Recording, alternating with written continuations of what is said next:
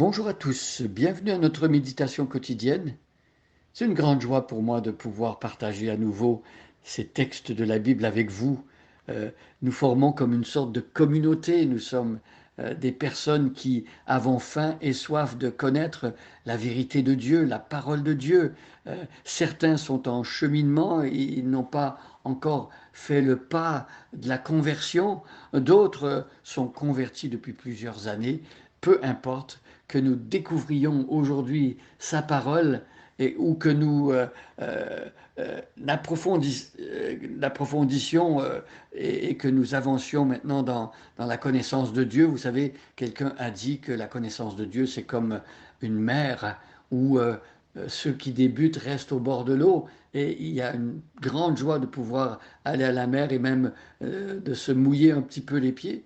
Mais il y en a qui sont plus aguerris et qui peuvent avancer un petit peu plus profond dans l'eau, mais il y aura toujours des choses nouvelles à apprendre de cette parole de Dieu qui est si profonde, et étant donné que son objet à cette parole, c'est Jésus-Christ et c'est Dieu, Père, Fils et Saint-Esprit, eh bien, il y aura de quoi apprendre jusque dans l'éternité. Alors, nous sommes dans la lettre de Paul aux Éphésiens, au chapitre 1. Euh, Nous avons lu jusqu'à maintenant une bonne partie du passage. Nous avons lu jusqu'au verset 9 et aujourd'hui nous allons regarder le verset 10. Alors je vous propose de prendre votre Bible, votre Nouveau Testament, de suivre. Je lis dans la version Louis II. Alors je lis à partir du verset 1.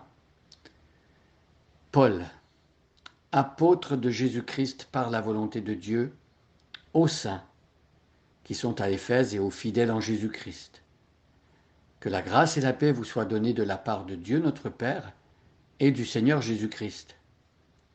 Béni soit Dieu, le Père de notre Seigneur Jésus-Christ, qui nous a bénis de toutes sortes de bénédictions spirituelles dans les lieux célestes en Christ.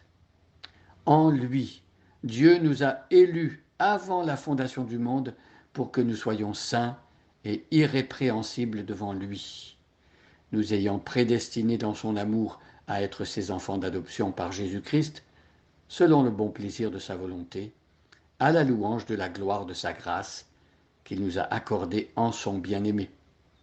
En lui, nous avons la rédemption par son sang, la rémission des péchés selon la richesse de sa grâce, que Dieu a répandue abondamment sur nous par toute espèce de sagesse et d'intelligence, nous faisant connaître le mystère de sa volonté, selon le bienveillant dessein qu'il avait formé en lui-même pour le mettre à exécution lorsque les temps seraient accomplis, de réunir toutes choses en Christ, celles qui sont dans les cieux et celles qui sont sur la terre.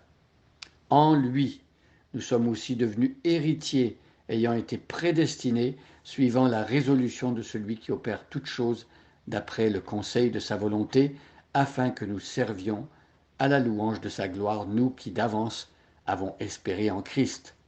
En lui, vous aussi, après avoir entendu la parole de la vérité, l'évangile de votre salut, en lui vous avez cru et vous avez été scellés du Saint-Esprit qui avait été promis, lequel est un gage de notre héritage pour la rédemption de ceux que Dieu s'est acquis, à la louange de sa gloire.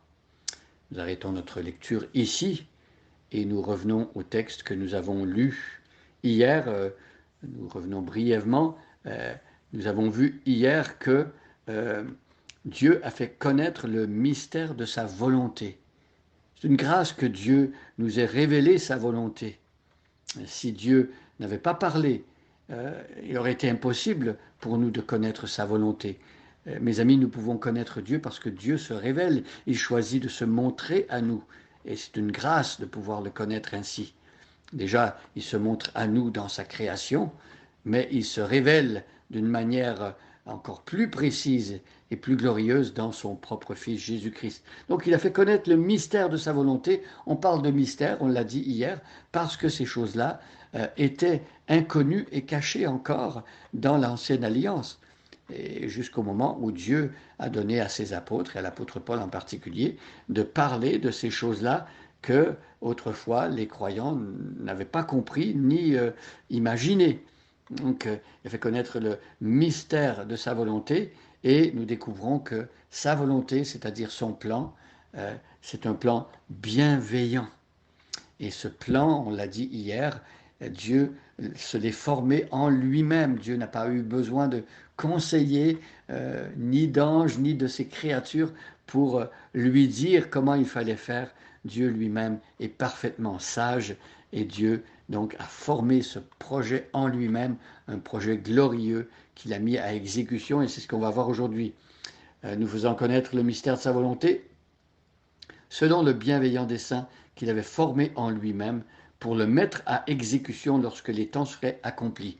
Alors dans son plan, Dieu avait un moment précis où il voulait que Jésus-Christ apparaisse sur la scène des hommes, où Jésus-Christ commence son ministère public. Jésus a attendu jusqu'à l'âge de 30 ans pour commencer à prêcher publiquement, mais tout ça était prévu par Dieu. Dieu avait un plan de match, comme on dit. Dieu avait une feuille de route pour son propre fils. Et donc, le plan de Dieu, c'était quand les temps allaient être accomplis, c'est-à-dire il y a 2000 ans, au moment où Jésus-Christ est né à Bethléem. Il a grandi à Nazareth et il a accompli son ministère public pendant 3 ans. À partir de 30 ans jusqu'à 33 ans. Et donc ça, c'était prévu dans le plan de Dieu. Et son plan, c'était de réunir toutes choses en Christ. Christ est donc celui qui réunit toutes choses dans sa propre personne. Donc les choses qui appartiennent au domaine du ciel et les choses qui sont sur la terre. C'est-à-dire que le monde angélique, le monde de Dieu et le monde des êtres humains se rencontrent dans la personne de Jésus-Christ.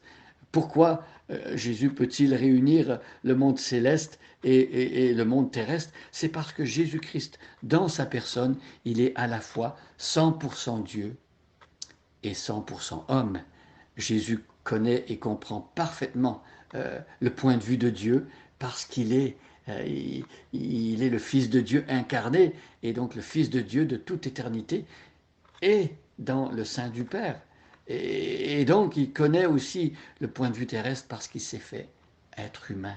Jésus n'a pas été qu'une sorte d'être humain un petit peu falsifié ou transformé. Jésus est un vrai homme. On voit son humanité lorsque Jésus a faim, lorsqu'il a soif, lorsqu'il est fatigué.